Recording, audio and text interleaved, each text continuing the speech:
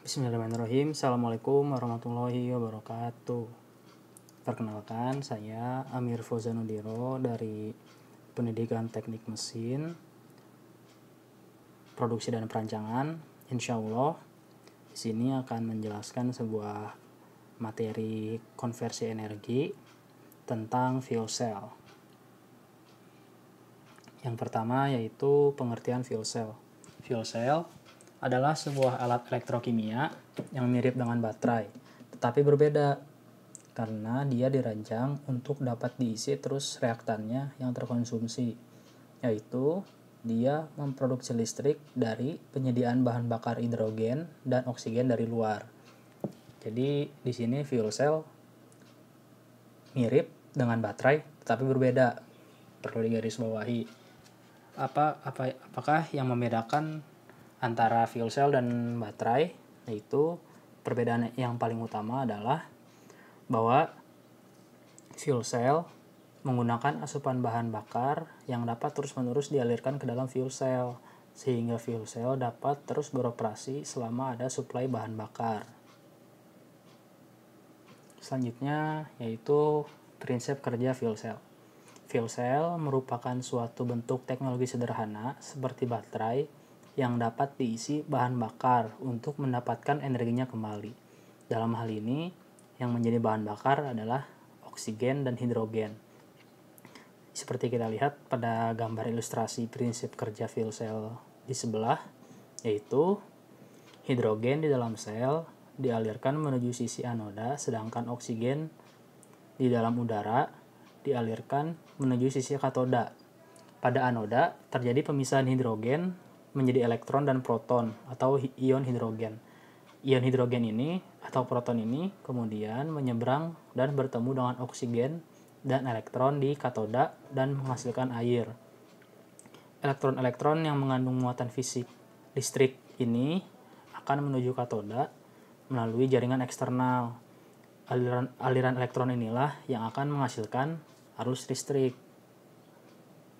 Selanjutnya yaitu 4 tipe utama fuel cell.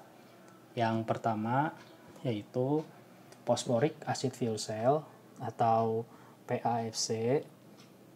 Yang kedua yaitu molten carbonate fuel cell atau MCFC. Lalu yang ketiga yaitu solid oxide fuel cell atau SOFC. Dan yang keempat ada proton exchange membrane fuel cell atau PEMFC. Yang pertama yaitu phosphoric acid fuel cell atau PAFC. Yaitu PAFC menggunakan asam fosfat cair sebagai elektrolit. Lalu desain efisiensi yang lebih tinggi beroperasi dengan reaktan bertekanan. Lalu asam fosfat itu terkandung teflon yang terikat silikon karbida matriks.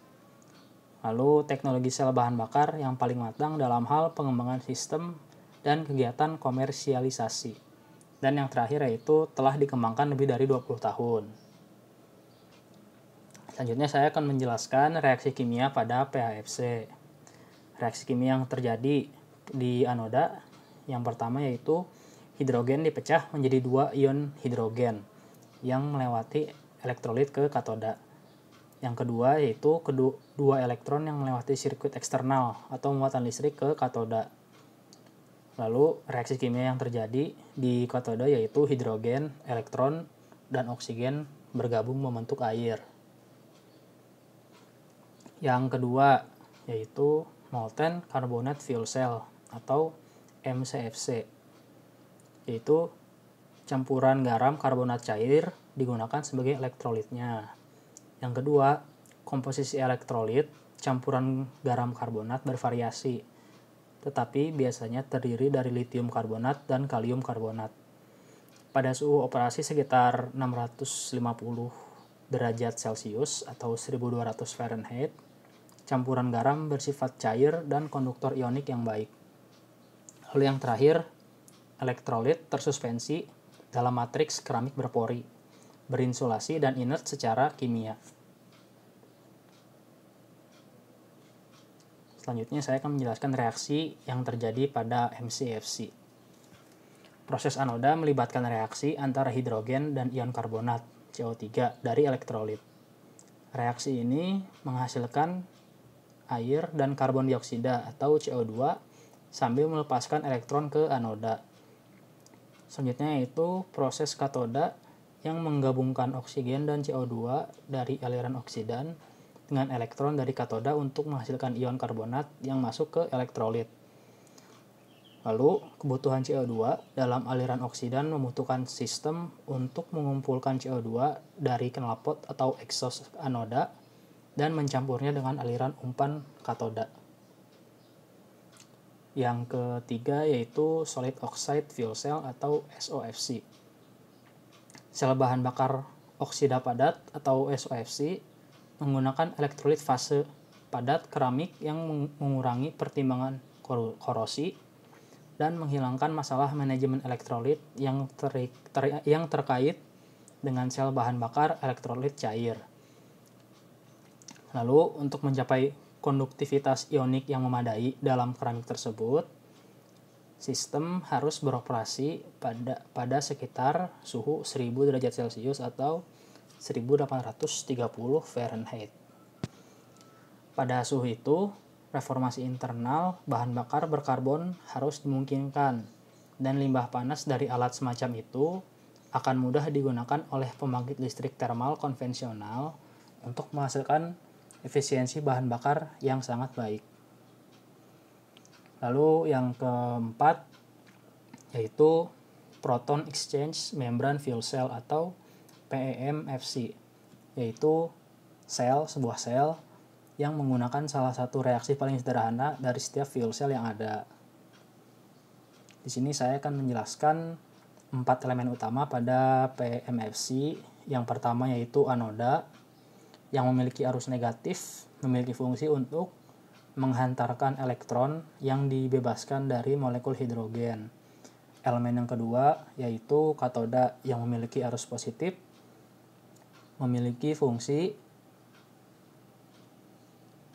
saluran terukir dalamnya yang mendistribusikan oksigen ke permukaan katalis. Yang kedua yaitu menghantarkan elektron kembali dari sirkuit eksternal ke katalis. Selanjutnya elemen yang ketiga yaitu elektrolit, membran pertukaran proton, memiliki fungsi bahan bermaterial khusus, terlihat seperti plastik wrap.